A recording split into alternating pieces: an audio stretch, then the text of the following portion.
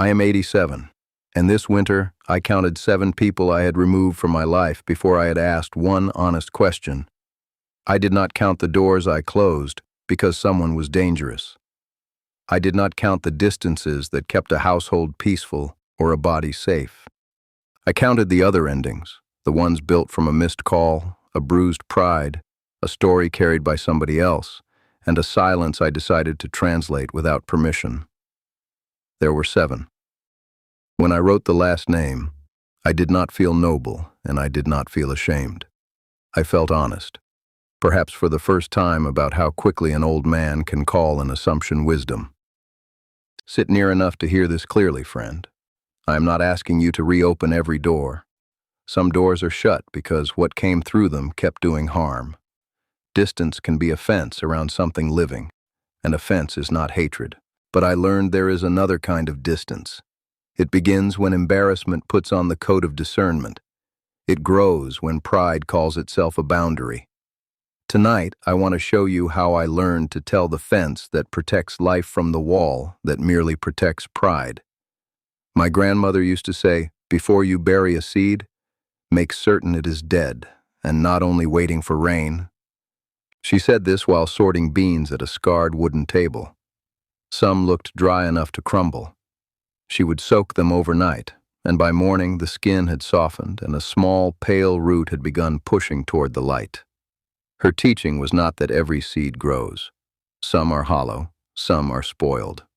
Her teaching was that a wise person tests what can be tested before declaring an ending permanent. For years I remembered the beans and forgot the lesson. Then I saw 7 names on one sheet of paper and understood I had buried several living things. The first confession is the unreturned call I treated as a verdict. Walter and I had known each other since our hands were smooth. One autumn I called him twice. He did not call back. Instead of trying once more, I told myself a complete story. He had outgrown me. He resented something I said. He no longer valued the friendship. Months later, I met his niece outside the feed store. Walter had spent that season caring for his brother after a stroke. My calls had arrived during days he could barely remember to eat. A canyon returns only the sound you send into it. I had sent suspicion and heard rejection echo back. I wrote him a note without accusation. He answered. That did not erase the lost months, but it showed me the silence had never said what I claimed it said. When we finally sat together, Walter told me he had seen my name on the telephone and thought, I will call when I have something better to bring than exhaustion. Then another day had closed, and another. I had mistaken a tired man's delay for a deliberate departure. The friendship had not rejected me. It had been buried under work neither of us could see from the other side. Before the second confession, let me place one small thing beside you. I gathered 20 teachings about the later years into a book called The Native Way. The link is in the description if you want to read it. There is no pressure at all. I will be here whether you open it or not, and nothing about this fire depends on that choice. Now, the second confession begins with an apology I kept folded inside me until it had almost turned to stone. The second confession is the apology I withheld because I believed the other person should move first. Eli and I spoke sharply over a boundary marker. I knew before sunset that my words had gone farther than the disagreement. Still, I waited. I told myself he had raised his voice first. I rehearsed an apology that began with, if you had not, which is not an apology at all. That year the dry ground cracked behind my shed. When the first rain came, it did not ask which crack had opened first. It entered every opening it could reach. My grandfather said rain that waits for the earth to apologize will never fall. I went to Eli and named only what I had done. He did not become gentle immediately. Repair was not a magic trick. But the drought between us ended because one man stopped demanding that fairness choose who went first. For several weeks our greetings stayed careful. I had to resist measuring every word for proof that my apology had worked. An apology is not a hook placed in another person's mouth. It is the return of something you owe. Once I understood that, I could let Eli decide what to do with it. The third confession is the disagreement where I dressed pride as a boundary. Samuel challenged a decision I had made for a community meal. I felt embarrassed in front of other people, and embarrassment is a quick tailor. By evening, it had sewn me a fine coat, labeled self-respect. I wore it for almost a year and refused every invitation where Samuel might be present. Behind his house grew 2 branches from one old root. They crossed, rubbed bark away in the wind, and still shaded the same patch of ground. Samuel and I did not need to agree. We needed to stop pretending disagreement had made either of us unsafe. When we finally spoke, the decision remained disputed. The relationship did not have to disappear with it. That difference humbled me. Agreement would have been easier because it would have let me feel vindicated. Staying connected while the disagreement remained required something quieter. Accepting that another decent person could see the same table, the same meal, and the same responsibility from a place I did not occupy. The fourth confession is the second-hand story I accepted without asking the person whose name it carried. Grandmother Weaver once warned me that ash can travel from a fire too distant to warm your hands. A neighbor told me that Ruth had laughed at something private I had shared. I never asked Ruth. I simply cooled toward her, one short answer at a time. Years later, the neighbor admitted he had misunderstood who was speaking. By then, Ruth and I had spent 3 winters greeting each other like strangers. The wind had brought ash, and I built a whole fire around it. This does not mean every report is false. It means a relationship should not be sentenced by a witness who cannot be questioned. I should have asked one quiet question while the answer could still save us years. When I finally apologized to Ruth, I did not ask her to make my regret comfortable. She listened and said the lost winters had been lonely. That sentence was not punishment.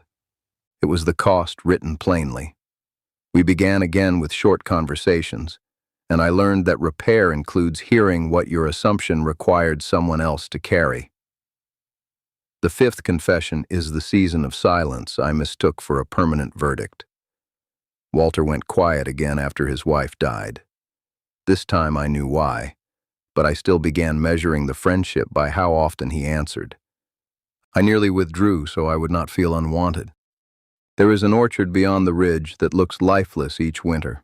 The branches are bare, the ground hard, the rows without birds. Nobody cuts it down in January. The keeper knows silence can be a season rather than a decision. I began leaving soup by Walter's door without requiring conversation. In spring, he sat beside me for 20 minutes and said almost nothing. Those 20 minutes were not proof of recovery. They were simply companionship that did not demand a performance. There are people who need a question and people who need room. Wisdom is not choosing one rule for everybody. It is paying attention without making yourself the center of another person's grief. I could remain available without turning his silence into a judgment about my worth. The sixth confession is refusing to notice that circumstances had changed since the rupture.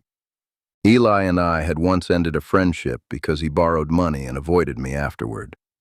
Years passed. He repaid it through my daughter without asking for praise. He stopped drinking. He cared for his sister through a long illness. I saw every change and kept speaking about him as if the old day were still happening. Each year, birds return to the valley and find the water in a different shape. A bank has fallen. A new pool has formed. They do not land on the memory of last year's river. I was landing on memory. Change does not create an obligation to reconcile.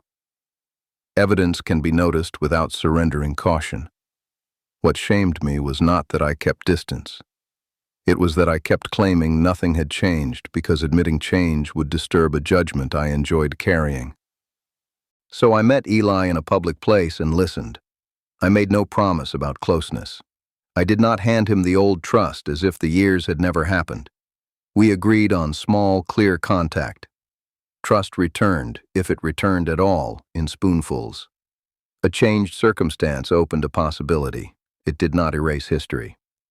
The seventh confession is the relationship I erased before testing one honest repair. Samuel and I had gone 6 years with only funeral greetings. Neither of us was dangerous to the other. Neither had committed some unforgivable act.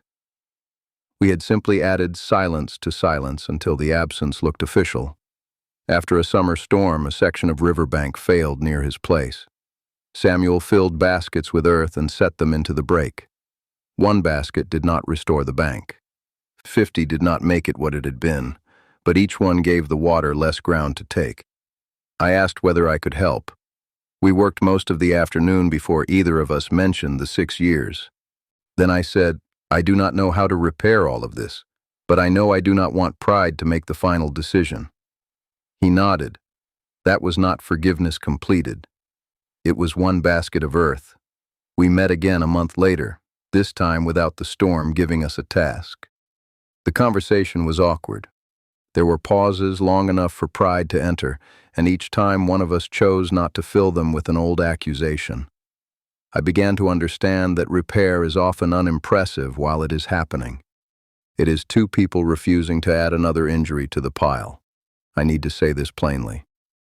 If someone threatens you, controls you, humiliates you repeatedly, or returns only to repeat harm, distance may be the honest answer. Reconciliation is not a duty owed to danger. My 7 were not those stories. They were repairable ruptures I had promoted into permanent endings without testing the truth. Naming these 7 was not the same as hating myself for them. I was not forced to become a man with no boundaries. I was asked to notice the behavior between the wound and the wall. I assumed. I withheld. I listened to gossip. I treated a season as a sentence. Those are things a man can observe. They are not an identity carved into his bones. There is humility in admitting that a boundary may be wise. There is also humility in admitting that what you called a boundary was sometimes pride trying not to feel embarrassed. I cannot recover every year I lost. I will not promise that one letter, one question, or one afternoon by a river repairs what silence damaged. I can only choose whether the next silence will be tested before I translate it. That choice is smaller than a miracle and more useful than one. It lets me remain cautious without becoming hard. It lets me honor what happened without pretending my first interpretation was sacred. Most of all, it asks me to bring present evidence to a present choice instead of letting an old wound make every decision in advance. I also had to release the wish that good intentions would excuse careless decisions. They do not. Walter still lost months of companionship. Ruth still lived through winters of confusion. Samuel and I still allowed funerals to become our only meeting place. Calling myself mistaken did not cancel what the mistake cost. It simply gave me a way to stop charging the same cost again. So let me gather this up for you now, the way my grandmother gathered the ends of her shawl before the night turned cold. 7. The call I treated as rejection. The apology I would not offer first. The disagreement I renamed a boundary. The gossip I accepted without asking. The quiet season I called permanent. The changed circumstances I refused to see. And the relationship I erased before trying one honest repair. Which one belongs near your name tonight? Is there a fence protecting life or a wall protecting pride? Is the seed hollow, or have you never given it water enough to know? Perhaps you are asking, is it too late for me? I cannot answer for the other person. They may not reply. They may have chosen a distance you must respect. Repair requires consent from both sides, and an honest attempt does not purchase an outcome. But age has not taken your ability to examine one story you told yourself. It has not taken your ability to write one sentence without accusation, or to admit one wrong without attaching a bill. You can notice. You can choose. The answer may still be distance, but it can become an honest distance rather than an untested one. I would like to hear from you. Which number came closest to your own life? Put the number in the comments, and add the story only if it is safe to share. I read what you leave here. Then come back tomorrow and sit with me again. I will keep a place for you beside the quiet fire. Go gently, friend.